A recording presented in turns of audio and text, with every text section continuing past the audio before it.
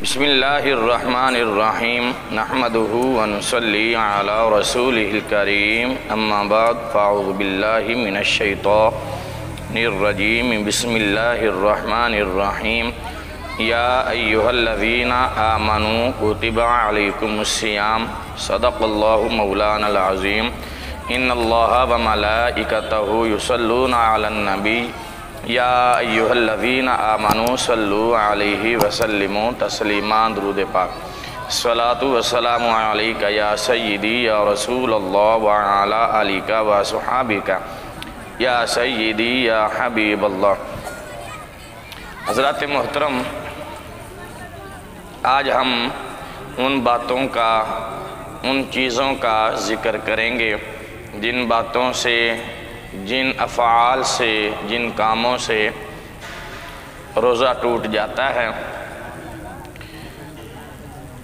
روزے دار کو یاد ہو کہ میرا روزہ ہے، اس حالت میں وہ اپنی بیوی سے جمع کرتا ہے، ہم بستری کرتا ہے، تو روزہ ٹوٹ جائے گا۔ اور اگر روزے دار کو روزے دار ہونا یاد ہو اور وہ کچھ کھا لے، کچھ پی لے، تو بھی اس کا روزہ ٹوٹ جائے گا۔ اسی طرح روزے کی حالت میں حقہ پینا اور سگریٹ پینا، بے شک اس کا دھواں حلق سے نیچے نہ جائے، پھر بھی روزہ ٹوٹ جائے گا۔ اسی طرح روزے دار کو روزہ ہونا یاد ہو کہ بھی میرا روزہ ہے، اور وہ وضو کرتے ہوئے، غسل کرتے ہوئے، کولی کرتا ہے اور پانی ناک میں چڑھاتے ہوئے اوپر دماغ کو چڑھ جاتا ہے یا حلق سے نیچے پانی اتر جاتا ہے، تو روزہ ٹوٹ جائے گا۔ اسی طرح ایک سوال یہ کیا جاتا ہے کہ روزے کی حالت میں الٹی آ جاتی ہے، قے آ جاتی ہے، تو کیا روزہ ٹوٹ جاتا ہے؟ تو اس کا مختصر سا جواب یہ ہے کہ روزے کی حالت میں خود بخود الٹی آ جائے، قے آ جائے، بے شک وہ منہ بھر کے ہی کیوں نہ ہو، تو روزہ نہیں ٹوٹے گا۔ اور اگر جان بوجھ کر حلق میں انگلی ڈال کر یا کسی بھی عمل سے جان بوجھ کر وہ قے کرے گا، الٹی کرے گا، تو اس کا روزہ ٹوٹ جائے گا۔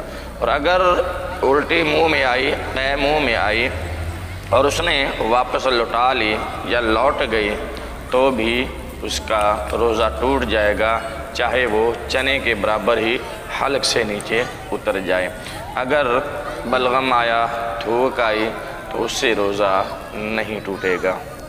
اسی طرح روزے دار نے منہ میں کوئی چیز رکھی، شکر وغیرہ، چینی یا کوئی بھی چیز جو گھل کر مکس ہو کر حلق سے نیچے اتر گئی اور وہ تھوک نگل گیا، تو اس کا روزہ ٹوٹ جائے گا۔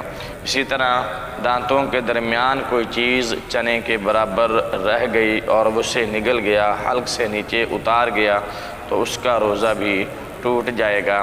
اسی طرح دانتوں سے خون نکلتا ہے اور وہ خون تھوک میں مکس ہو کر حلق سے نیچے اتر گیا، تو بھی روزہ ٹوٹ جائے گا۔ اگر اس خون کی مقدار تھوک سے زیادہ ہے یا تھوک کے برابر ہے یا اس خون کا ذائقہ حلق میں محسوس ہوا ہو، تو روزہ ٹوٹ جائے گا۔ اسی طرح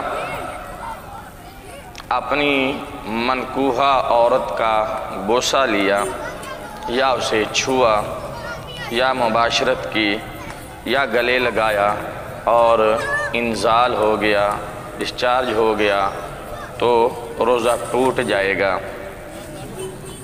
اور اگر عورت نے مرد کو چھوا اور مرد کا انزال ہو گیا، مرد ڈسچارج ہو گیا، تو مرد کا روزہ نہیں ٹوٹے گا۔